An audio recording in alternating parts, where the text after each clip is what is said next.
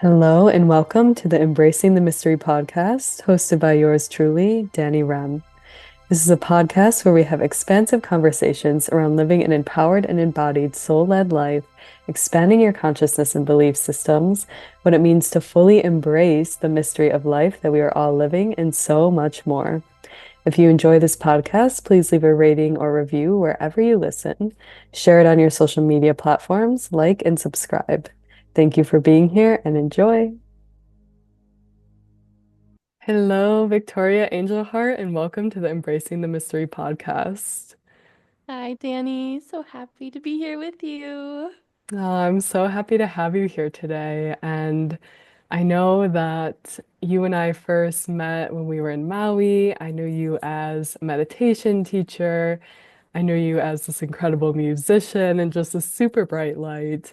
And I know your path has also recently shifted and your offerings have expanded. You're offering so many different things now.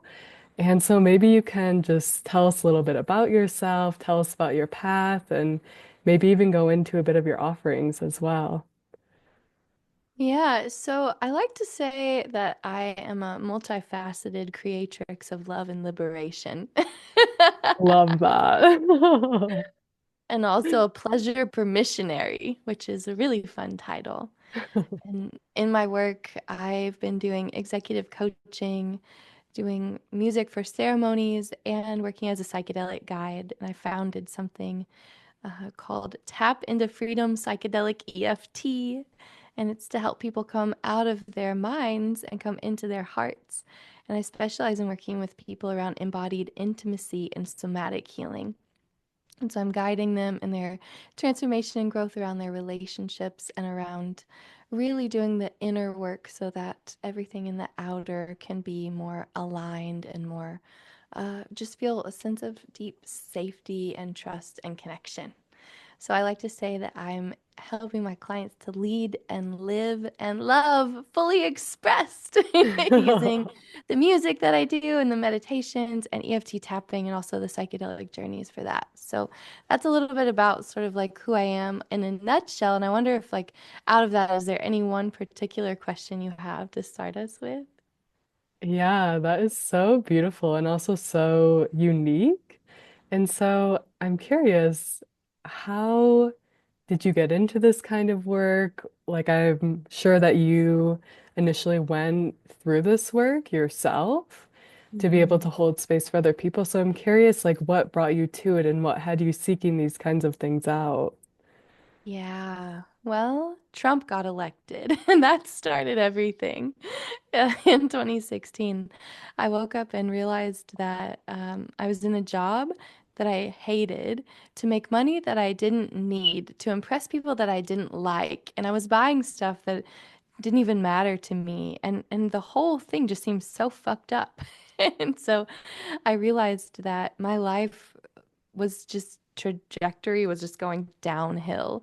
And I was only like 25, 26, and I didn't want that to be the rest of my life. And so I decided to become a meditation teacher, and my soul spoke very clearly. It was move to Denver and teach meditation.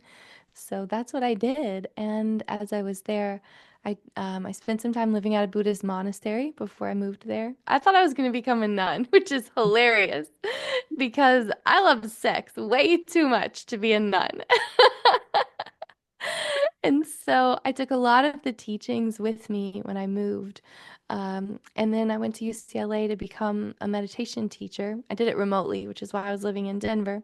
Started teaching at a meditation co-op in Denver and had all these crazy spiritual experiences.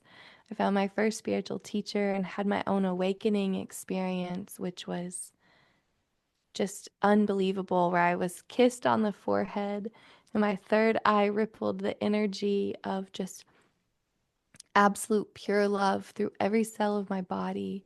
And in that Hmm. moment, I knew that I was just here to love and be loved and to remind everyone else of that, and that my calling was to be a conduit of love and an instrument of grace. And so that's really what started my path. But then I found out about Ram Dass. and he and Maharaji pulled me in to Maui. And once I landed there, I got a house and a car and a job within 24 hours. So it was very Mm. much divinely aligned for me. And my soul also told me, move to Hawaii and teach meditation. So that's what I was doing when we met. And then I had a couple of really difficult experiences on the island that really changed my path. I was sexually assaulted by someone that we know a couple weeks after I moved to the island. And that assault led to me not being able to work or really function very well for 8 months because I had these crazy headaches and my body was frozen on one side. Mm. And so I went through a really intense portal of doing somatic healing work to try to fix my body so that I could function again. And in that time, I also learned about Tantra and somatic sex education and sexological body work. And so I started doing those kinds of sessions as well.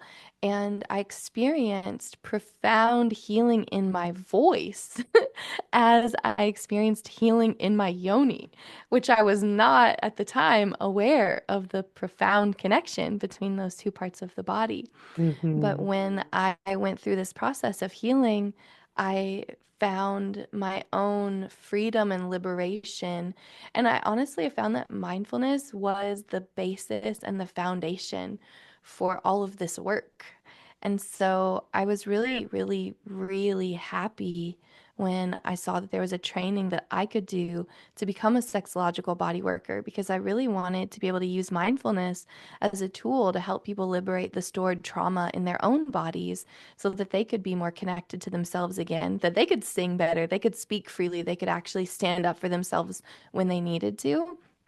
And then I actually was able to see that my own healing was kind of separated between mind and body because the sexological bodywork really operates. Somatic sex education is around teaching you how to know what you need, how to know your boundaries, how to speak up for things, and also how to release physically the things that have been stored and held inside of the body. So I was so happy to have that work. But in my mind, I was still kind of freaking out around what had happened to me. And so I learned a tool called the emotional freedom technique.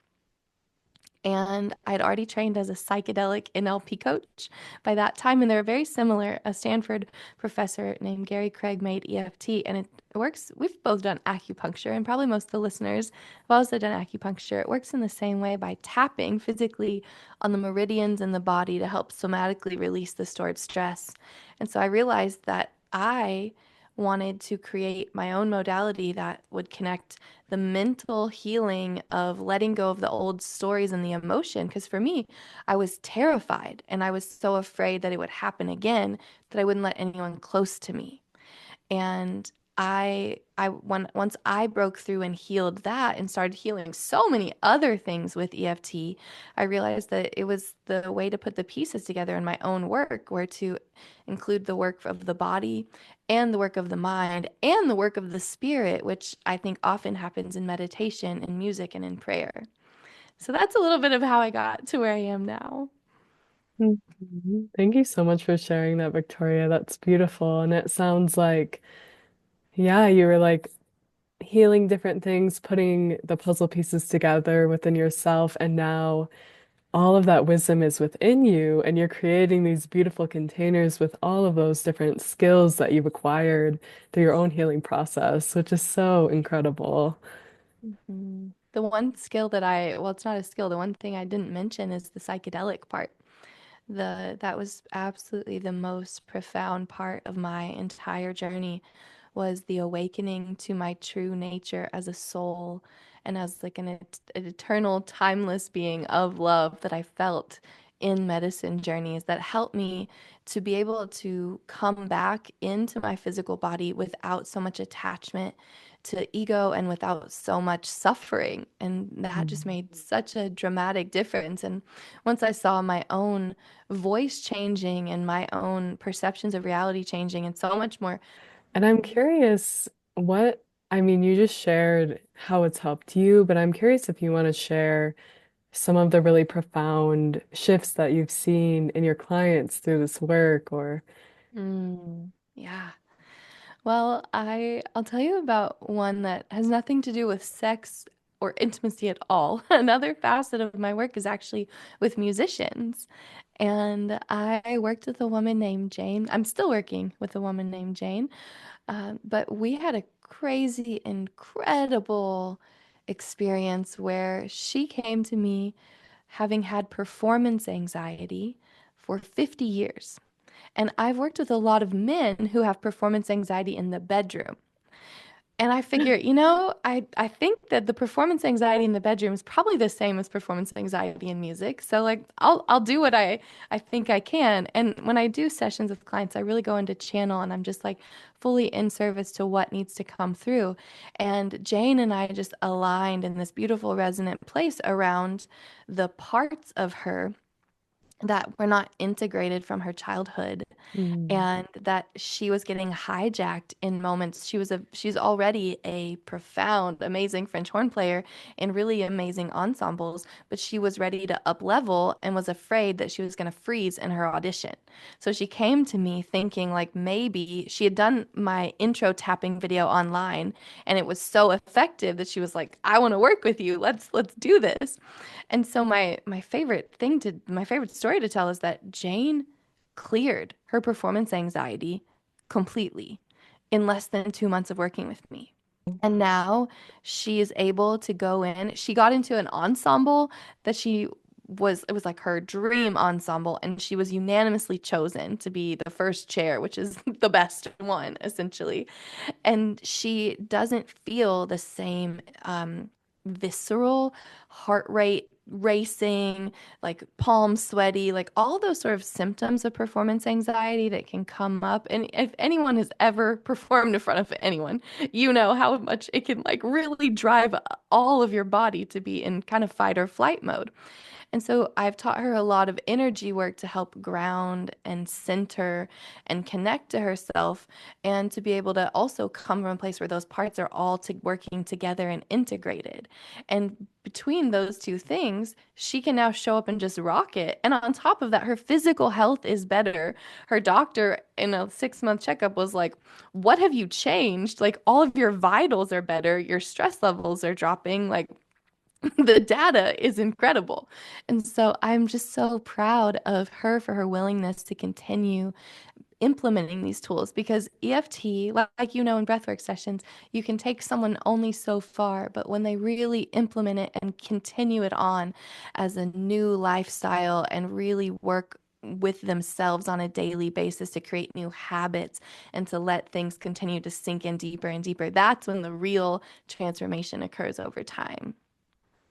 totally, yes. Thank you so much for sharing that story and also speaking to that piece of integration and also integrating the different parts from childhood, like you were saying, because I see that so much in my own personal journey with my clients as well, how we can be feeling held back in life by these younger parts of ourselves that have certain needs that haven't been met, who are scared, who, don't feel safe to fully come out and be seen and shine. So, yeah, this combination of the EFT and also like the parts work, like you're saying, Mhm. sounds super, super powerful. It is, and it's really powerful in the sexual realm as well.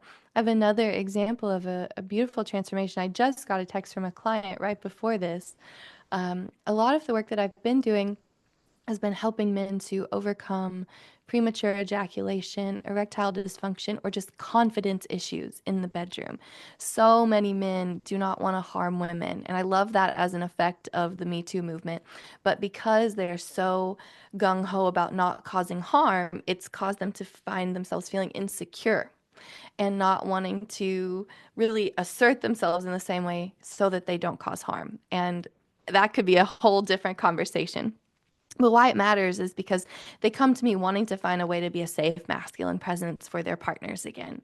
And they want to be able to feel confident in their own bodies and their own well being.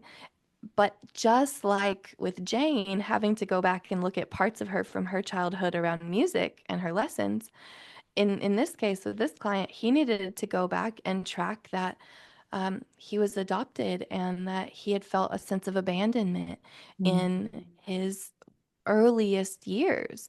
And he didn't put together that that sense of abandonment was leading to him behaving in certain ways sexually to just try to please his wife now so that she wouldn't abandon him, even though Mm. that didn't actually make any logical sense. Once we did the EFT tapping and we got to the core of the issue, he was very clear. Oh, it's this part of me that has this fear from my childhood that is making me act this way with my wife, that is keeping me from sexually satisfying her and from also feeling confident.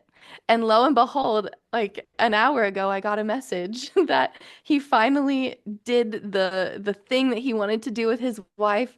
And let me see, he says he feels, I'm trying to pull it up. I'll quote him. Won't give any information who says what it is, but he said he felt so powerful letting her into his world and that it was so enjoyable for him to perform in front of her and to be able to make love to her authentically. And so Mm. I love that sense of confidence that he built up that could not have existed without integrating that young part. Yeah, that's a big one. And it's so important that we go back and retrieve these parts and listen to them and integrate them because, especially with the abandonment wound, I see so often that, and even have experienced in my own life, that if we haven't integrated that subconsciously, we can be behaving in ways that is actually like pushing the person away, and then they do abandon us, and then it just like cycles That's a in the self-fulfilling wounding. prophecy. Totally. Totally. Well, such beautiful work that you offer. And I'm curious because I think that sex can be a bit of like a taboo topic for many people. And you seem to have released like a lot of that conditioning with yourself or any like shame or like hiding, even around speaking about it. You seem so comfortable. How has Mhm. that process been for you? Was there ever that there? Was that shame ever there? Have you had to go through your own process of clearing these things and Yeah, to step into this kind of work? absolutely.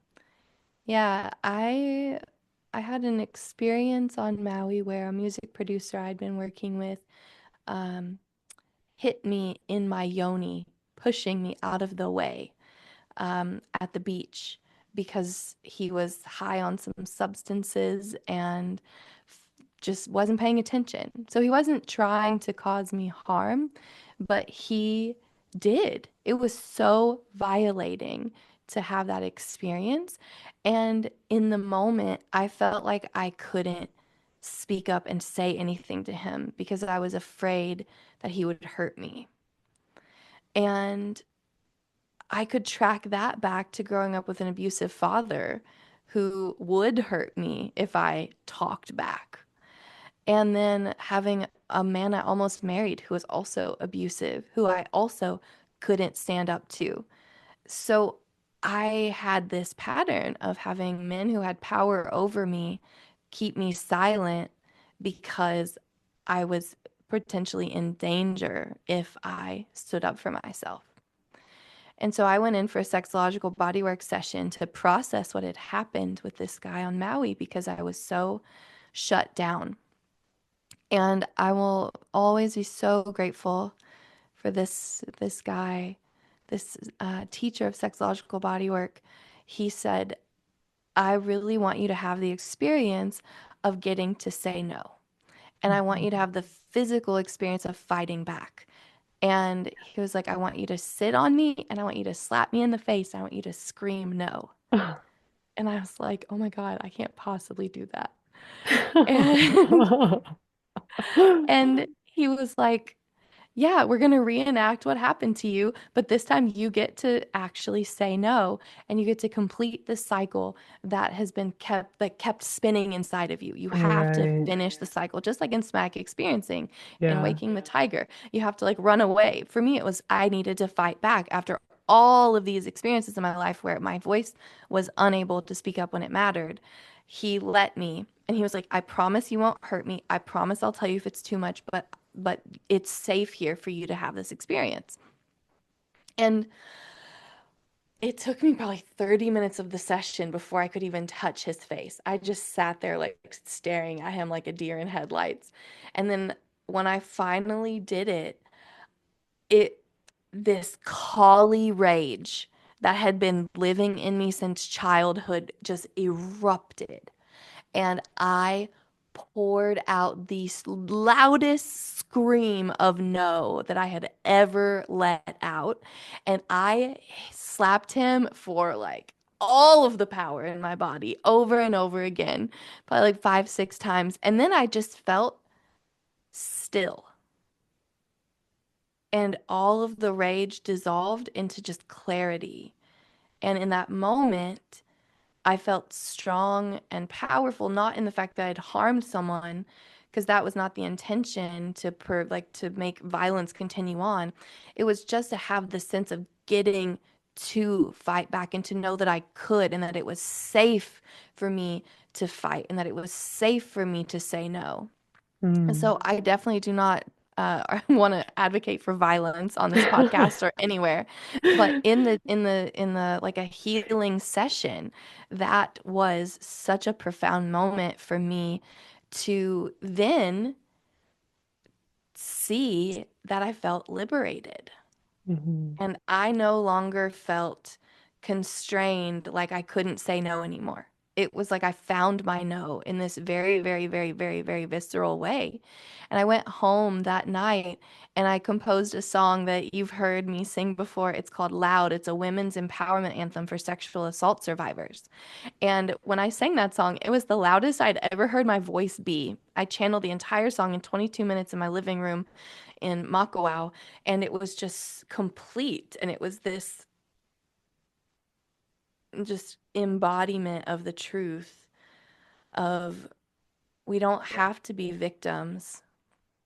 It says, I am not a victim. I am strong, I am empowered, I am healing, I am free. Those are some of the words of the chorus.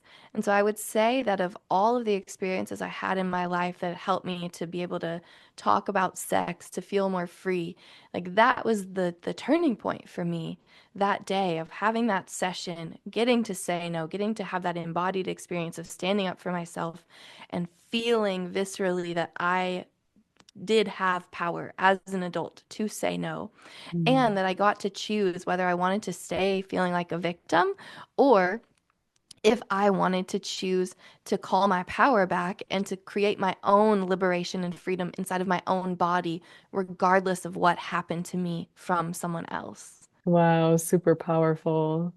Thank you for sharing that story. And I'm sure that many listeners here listening to this podcast can relate, and I can even relate. And it brings up a memory for myself I would love to share with you because it's so important what you're speaking to when we go through these experiences and we freeze or we go into like fight or flight and like that doesn't get completed in our nervous system because then we're just like a lot of the times actually recreating the situation so that we can complete it in our nervous system because we want to heal, even if Yeah. it's subconscious.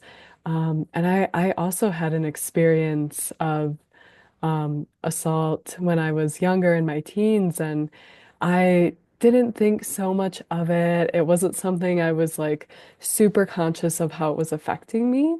And I went to my breathwork training, and we did the same sort of practice where we put our hands with somebody else and we were pushing back and forth, and we had to say no. We were reclaiming our boundaries. And I remember I had this experience of looking down at myself, I was floating above my body. So that was like the dissociated fragment of my spirit that had left Mhm. instead of like fighting back or fleeing when I had needed to.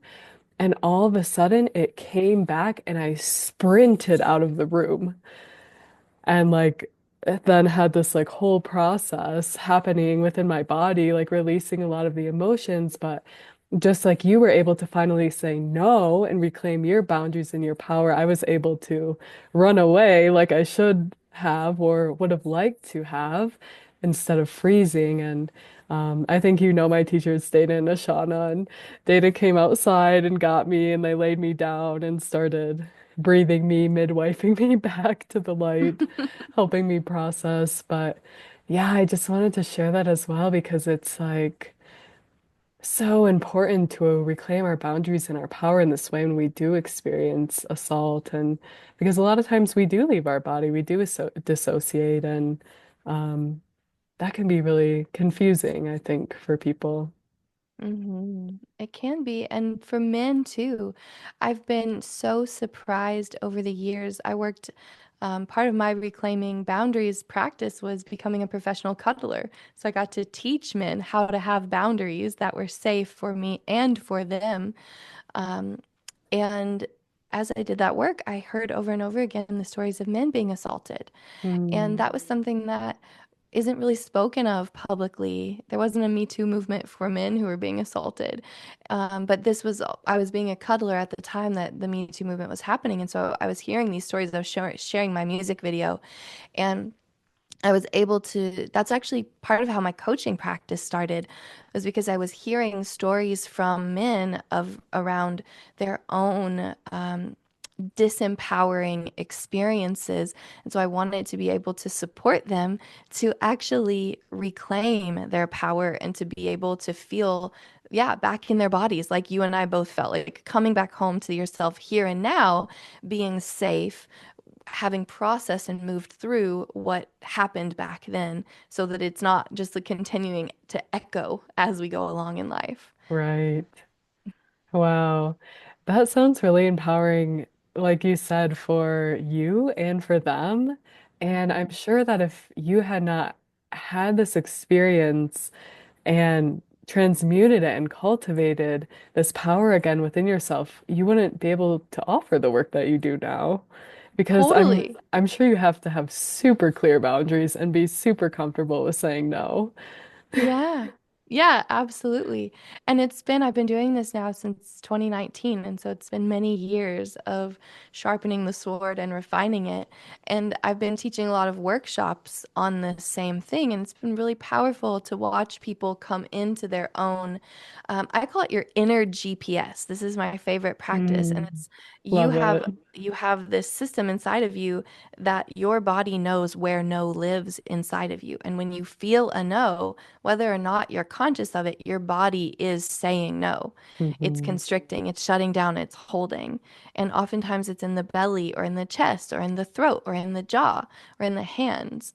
And it's the same way the inner GPS works the same with yes. When you're a full fuck yes to something and you fully open and you get to have that experience of just like the energy rushing through you and your heart feeling warm and your body feeling tingly, all of that is just information.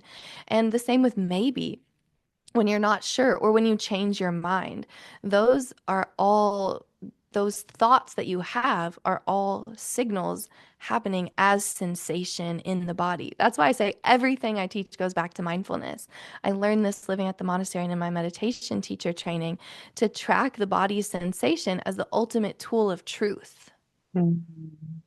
Yes, 100%. I love that.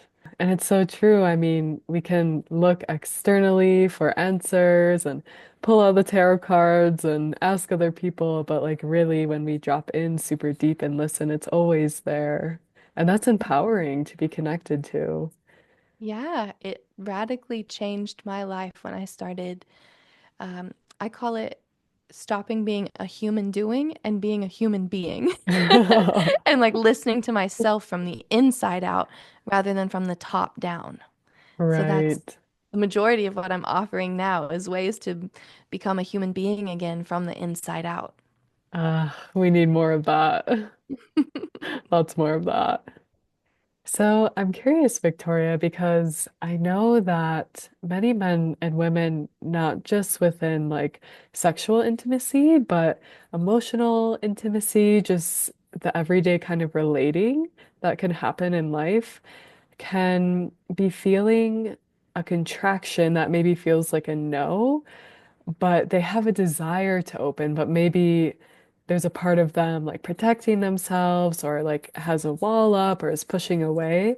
How do you help people open in that way, whether it's emotionally or in the bedroom? Do you ever Mhm. work with people in that way?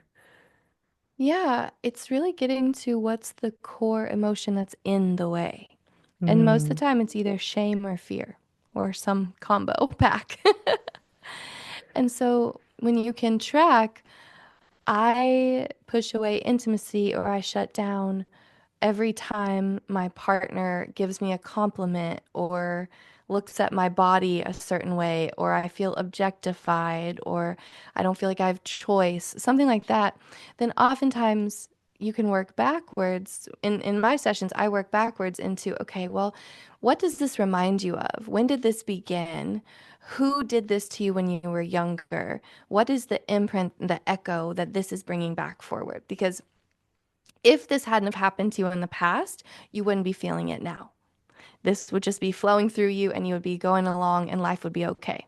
So I always believe that we can I like to call it do soul retrievals, essentially go back in time and find that little wounded exiled part or the protector part that's keeping the exiled part safely hidden away and do the work to be able to listen to them, to understand what it is they were needing, and to be able to give it to them in a way that they do feel safe so that they now feel empowered to express what's true now. So my sessions kind of have two parts. The first part is the going back into the past and doing the tapping around what happened and the emotion and reducing the intensity, and then it goes into the more of the role playing and the practicing. What can I do differently now that I feel differently? How can I actually have a new interaction that is not based on the old story that I was running? But now, if I'm running a new story, I can actually be a new version of myself. And maybe now I have a new tool or a skill or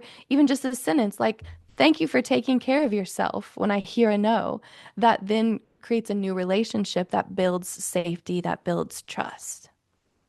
wow, that makes so much sense. And I love that you're working with the past and then you're also giving them tools for the now because I think a lot of times when people are diving into really deep healing work, they can kind of get caught in circling in the what happened to them and like overly processing that rather than saying like, oh, okay, this is what happened, so I can be free from it now and choose a new way. So that feels super empowering.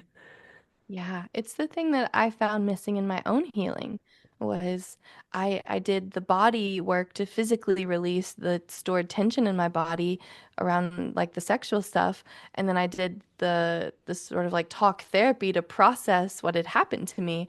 But until I put it all together and I used EFT and had my own somatic healings that I was like, oh, these have to go together. You have to empower the now with the skills that are needed to be able to move into the future you want to have rather than just continuing to repeat the past that you didn't like.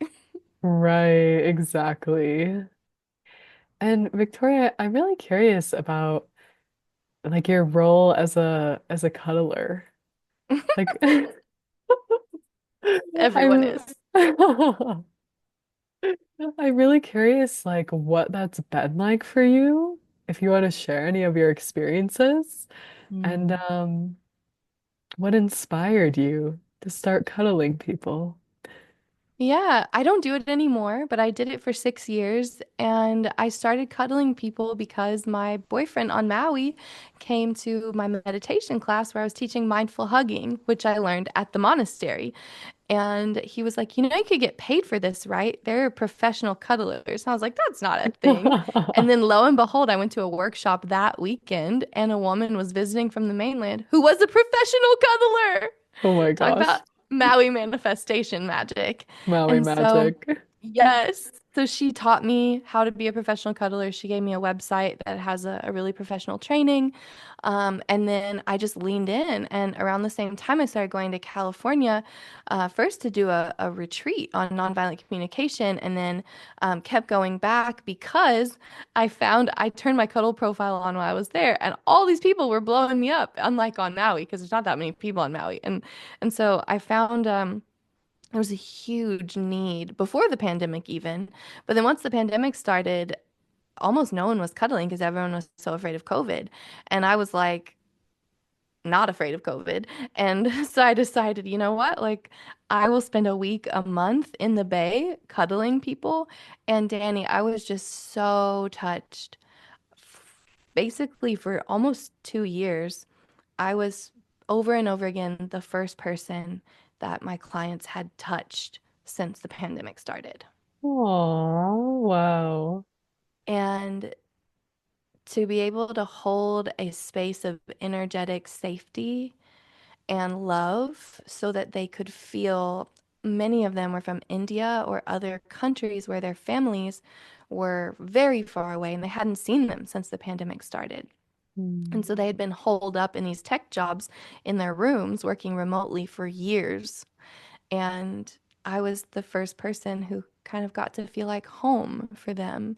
And in a lot of ways, it was such an opening and a healing experience. Many of them cried because they just had missed being held and being seen and being talked to. And so I look at that chapter of my life as one of the most fruitful because I made such a tangible difference for people who really needed that love and the care that for me just came effortlessly and was like so easy. But for them, it was so hard to access because of their own fear. And so I'm really grateful that I was able to put down my fears in order to really show up as love. And by the way, for the record, the only time I got COVID in that whole first main episode of COVID was not cuddling anyone. It was when I went to a sex party. So cuddling was safe. Oh, that makes sense. Less saliva being exchanged, I would assume. Oh, wow, that's really, really sweet. And I'm curious too, do you have like practices? Because I'm such a sensitive being. Do you have practices to like clear your energy afterwards? Because even in the past, when I've had partners and we're cuddling and we're close, I always feel like I have to like release and come back to my own energy. And Mm. what is your like energetic maintenance like in that space? Yeah, well, it's changed a lot as I've gone through energy school. There's a teacher who's super on the DL here in Berkeley, who she's been teaching for 40 years. Her name is Linda Cesara. And so I waited 2.5 years to get into her energy school. And she only takes 20 students a year. So I was so grateful that I finally got in last year. And I've learned a lot that I already knew that I'd been sort of doing without knowing why I was doing what I was doing. I Hmm. just want to honor her for all the ways that she's made everything make sense. But one of the most important things is being a hollow bone and a vessel and a conduit rather than taking it on. In the same way that in Reiki, like the energy is just flowing through you and your hands are just the vessel of the healing. That's exactly what I'm doing when I'm holding someone. And I still do hands-on touch work with people now. And it's a lot about having my own energy grounded and centered and connected. And so having a prayer that I do every morning, having an invocation that I do before a session, clearing the energy with Palo Santo, with sage, with whatever I have available. Those practices are all so important. And so is this thing. Linda teaches, I think it's called, I have a book called Hands of Light by Barbara Brennan. I think that's where she got it from. It's around tying your fibers and it's bringing the energetic cords that we put out viscerally to feel our way into the world, which is how we get hooks into other people. It's about bringing those fibers back into your own visceral body, tying them up so that you are containing your energy and so that when you are meeting someone, you are within your own bubble. So their energy isn't actually able to penetrate into your bubble. It slides past you in these various different ways that you learn if you look in the pictures in that book. So it's been a process to learn and figure all of this out. And the more that I've done it, the more that it has become second nature. And so it's just a habit now rather than at the beginning, I had to be very ritualistic and structured and regimented about it, or else I would go home and feel like I was carrying somebody else's energy with me. Right. Wow. Yeah, I so resonate with that, what you're saying about like being a vessel. Because then it just keeps us so clear. Like I was even thinking last night, I was giving Akashic readings and afterwards, like I was just feeling so lit up and so clear. And it can be so different than when I'm holding space for like breathwork sessions where I'm also being a channel, but maybe not channeling as intentionally or as Mm, like clearly. Whereas like I feel like when you're channeling from the Akashic, it's like a very high frequency coming through. And I was just mhm, like so lit up and like inspired and feeling expansive. And I just felt like so much energy cleared. So that makes so much sense. mhm. Just letting yourself be that vessel. Yeah. And knowing there's also another part of the practice, which is saying your own name out loud and then Mm. touching your own skin and saying, I live here. And so it's about in your own energetic bubble, knowing who you are and what is your essence, what does your energy signature and frequency feel like, so that when there's another one coming in, you can actually know that it's not yours and you can invite it to leave. She says, like, flush it down the toilet or wave it away with your magic wand. She has all these like fun ways of clearing your energy. Love that. We love a magic wand. Yes. Oh, beautiful. Yeah. And I'm curious if you want to speak a little bit about the psychedelic therapy that you mentioned in the beginning as well and how that ties into everything. I mean, I know you shared that at the base of everything, it's mindfulness, but I'm curious how bringing in other substances has supported you, has supported your clients. Like, I know for Mm, me, working with different plant medicines has been so helpful to heal myself and then have greater skills to be able to hold space for other people and be a clearer channel. So yeah. I'm curious what that's been like for you as well. Mm, well, I have been on a journey with plant medicine for almost a decade now, and it became really clear when I did my psychedelic NLP training in 2020 that we can use medicine as a conscious ally.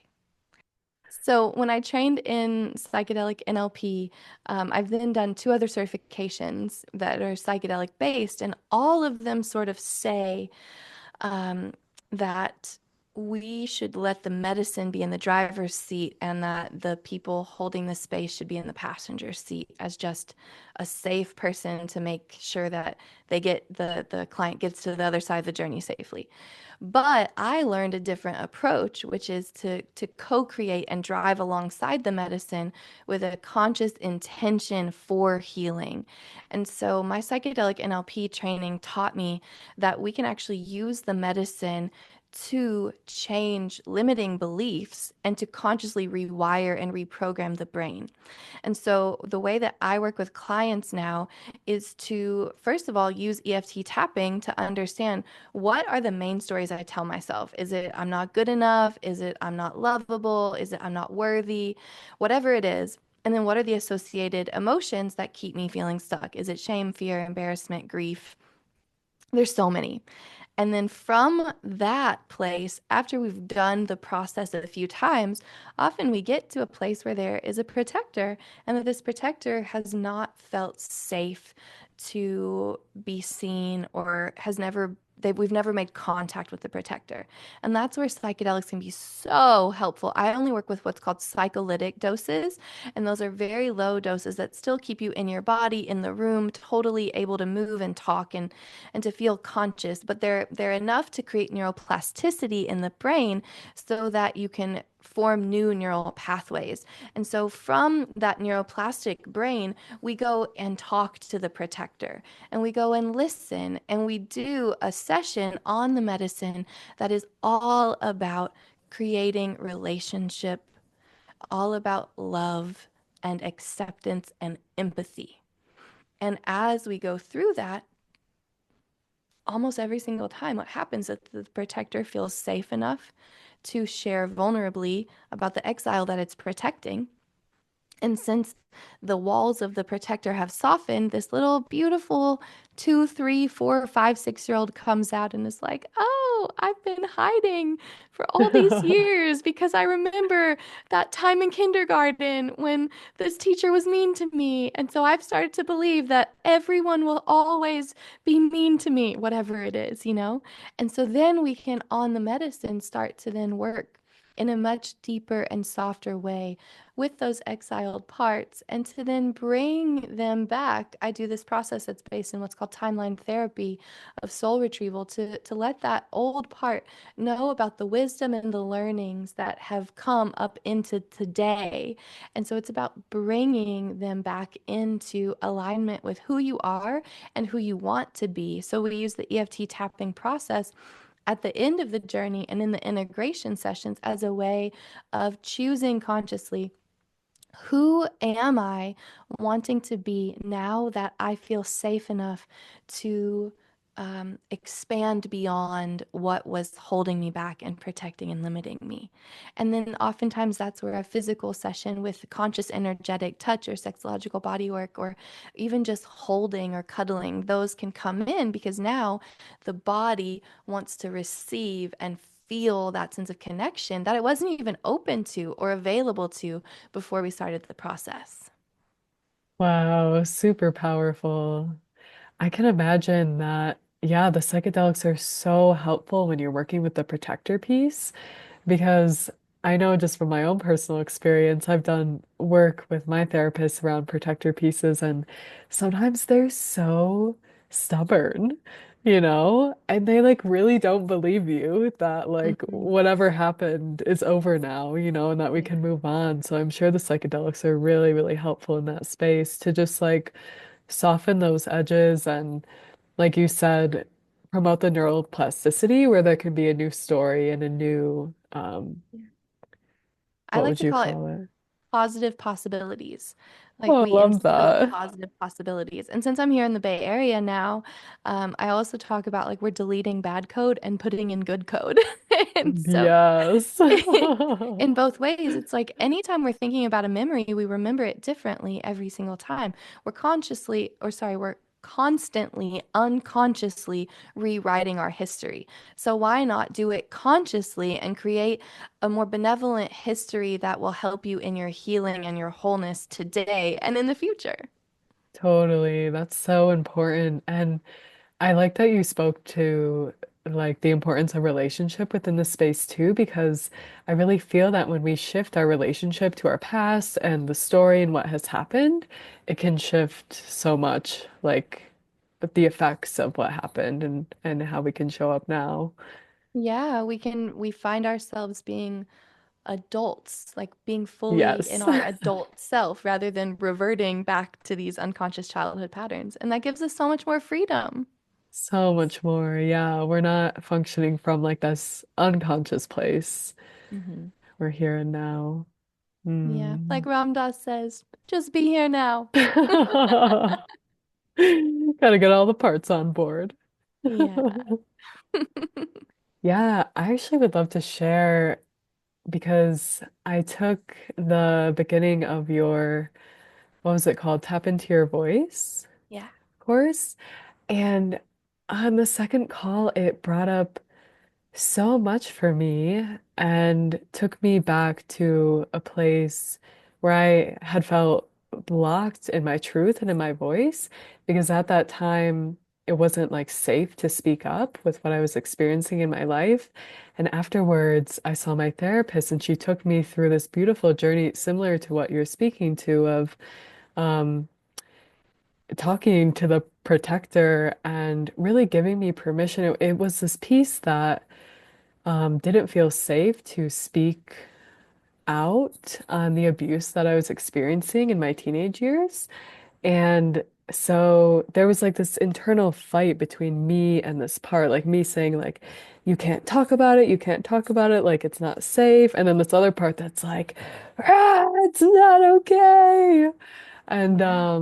when I was able to integrate her, this like the most magical part of me came back online as well, in my body and in my voice and in my life. And it was just like my magical fairy self that had been in hiding, like thinking, it wasn't safe to be like all that I Mhm. am. And so I just wanted to thank you for that. Your course like really initiated that process and helped me bring that piece home.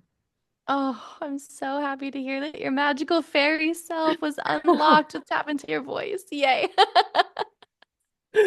Yeah, super helpful. No more needing Mhm. to hide and protect her. No. And I really experienced also what you said about how, like, when we integrate that piece, like, there is that, like, opening within ourselves for deeper connection because we're not in this protective mode anymore. Hmm. Yeah, we Yeah. can see more clearly what the truth is because we're not obscured by the stories and the veils. And that's one of Right. the things I think is the most profound about plant medicine, is that it really does open us to see the truth and to feel it in our bodies even more clearly. Yeah, it is such a beautiful in window into what is true, and then also being able to come back and then integrate that in our daily lives and see where we haven't been seeing in those ways clearly. Hmm. Exactly. Yeah, Integration is so key.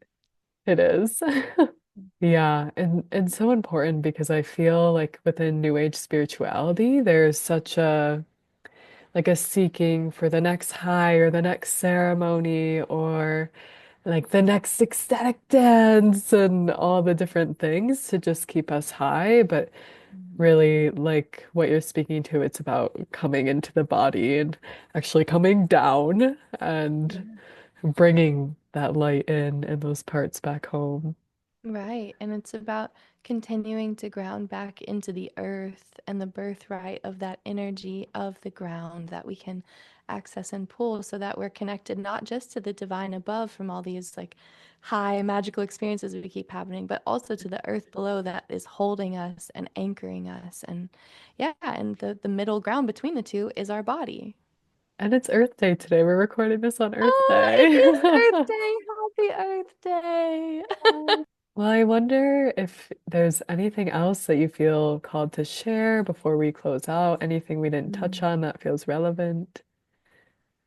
Well, we didn't really talk anything about my music, and so I want to just bring that in to take us home because um, the biggest gift that I've been given by plant medicine has been the ability to channel songs.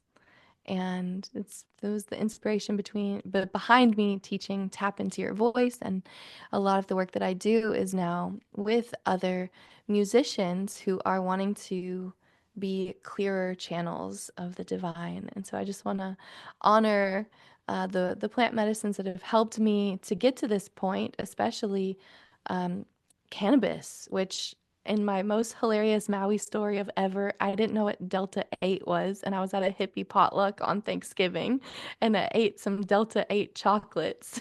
What is Delta 8? See, that was what I thought. It's some form of cannabis. And I ate these chocolates and then went to kirtan, and all of a sudden I couldn't hear the melodies anymore. I could only hear harmony after my entire life of not being able to harmonize at all. And Wow. yeah, but it was so amazing. And that gift has kept on going. That was like 6, 7 years ago now. And so I just want to honor that. And I just want to honor the land that we met on in Mama Maui, because in the Iao Valley, I put my feet in the river and I heard songs.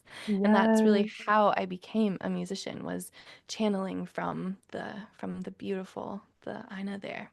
So Hmm. I want to share a little song. I just want to say too, Victoria, it's beautiful to see how all these different parts of you integrated within your being are woven into all of your offerings, which include your music.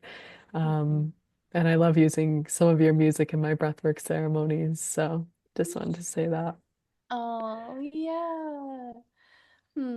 Feeling into what's the right song to sing in this moment. Yeah, I'm gonna sing you a song that is not available anywhere on the internet in this form, but it is available on the internet, and You it heard is. it here first, folks. So we've talked a lot about parts today, and I wrote this song at the end of an EFT tapping session that I received, where it was one of the first times I had ever done tapping with parts work. And that is now an absolute must in every session that I offer. But at the time, it was a brand new thing for me, and I wrote a song called Safe with Me to all of the parts that don't feel safe from my higher S, capital S self. And I wrote the song in a minor key, and it's out on Spotify and everywhere. And it's like a really deep, beautiful, like melodic trance song that you can play in breathwork and other journeys. But I rewrote it recently to be a more dancey major key. And so I'm gonna sing you guys the happy version of Safe with Me. And this is like letting all your parts feel happy and childlike and joyful. Oh, I gotta tune my instrument. Sorry, give me just a second. It would have been perfect for joy codes. Yes, that's when I wrote it. It was at the end of Joy Codes. Oh my gosh, I actually remember you saying that. Wow. Mhm. Yeah. Yeah, so I wrote this song while I was in a class with Danny that she led. You can buy the replays called Joy Codes, and she so inspired me that I turned this minor key sort of like song into a song. So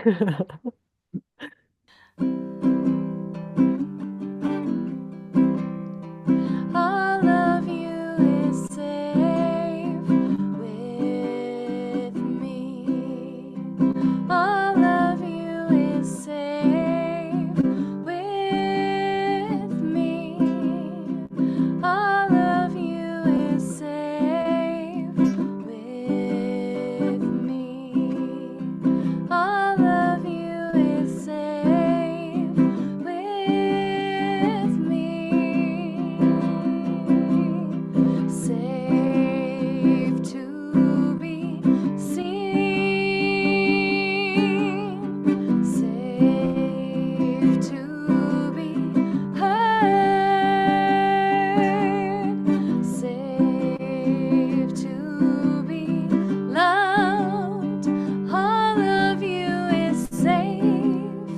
All of you is safe. All of you is safe with me. Safe to be seen. Safe to be heard. Safe to be loved. All of you is safe. All of you is safe. All of you is safe with me.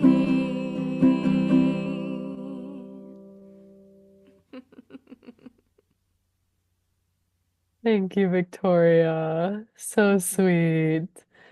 I felt like you were singing directly to my inner child, and she's like coming out to play. Yes, that's exactly it. Oh. Well, thank you so much for your time and energy and all that you shared today. And such an honor to have you on here. And for anybody who wants to stay connected with Victoria, is curious about her work, there's going to be links to her social media, her website, all the things in, I guess you would call them the show notes in the Mhm.